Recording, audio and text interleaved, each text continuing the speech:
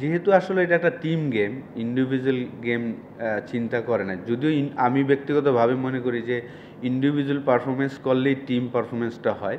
কিন্তু এমন একটা সিচুয়েশনে ছিল যে আমাদের অলরেডি 500 রান হয়ে গিয়েছে এবং আমরা বিলিভ করি যে আয়ারল্যান্ডের 10টা উইকেট নিতে আমাদের যে ওভারটা ছিল, হ্যাঁ আপনি চাইলে আরও 1 ঘন্টা খেলাতে পারতেন, কিন্তু আসলে জিনিসটা সুন্দর লাগবে না স্পিরিট অফ ক্রিকেটে। হয়তোবা এই কারণেই আমাদের ম্যানেজমেন্ট চিন্তা করেছে যে না, যেহেতু মমিনুল কাছাকাছি আছে তাকে অপরচুনিটি দেওয়া হয়েছিল, কিন্তু আনলাকি সে করতে পারেনি, সেই কারণেই আসলে আর খেলা হয়নি।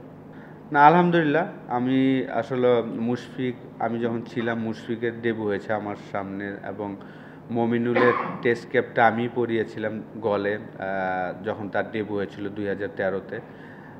এছাড়া আর বাকি সবার সাথে আমার ডোমেস্টিকে হয়তো বা এক টিমে কিছু কিছু টিমে খেলেছিলাম, আর এগেনস্টে খেলা হয়েছে। তো আলহামদুলিল্লাহ সবাই খুব সুন্দর মতো নিয়ে আসলে অ্যাকসেপ্ট করেছেন, এবং আমিও আমার চেষ্টা করছি যে আমার এক্সপিরিয়েন্সগুলো তাদের সাথে শেয়ার করার।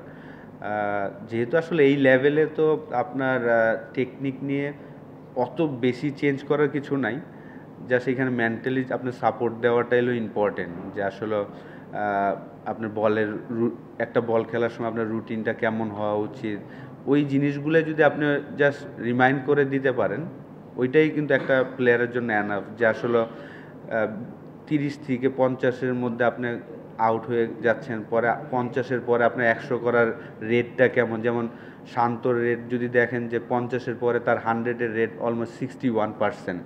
তো এই জিনিসগুলা যদি আপনি জাস্ট এক একটা প্লেয়ারকে একটু রিমাইন্ড করে দিতে পারেন যে তুমি 50-এর পরে 100-এর রেট কিন্তু তোমার 61, মানে তুমি 30 থেকে 50 করতে যে হার্ডওয়ার্কটা করবা তারপরে কিন্তু তোমার জন্য ইজি। তো এই ছোটোখাটো জিনিসগুলো আসলে এই লেভেলে আমার কাছে মনে হয় যে মেন্টালি যত আপনি ফ্রেশ রাখবেন, ফ্রি রাখবেন, পারফর্ম করাটা সম্ভব। আলহামদুলিল্লাহ সবাই, কোচিং স্টাফ বলেন, প্লেয়ার, সবাই খুব সাপোর্ট করছে।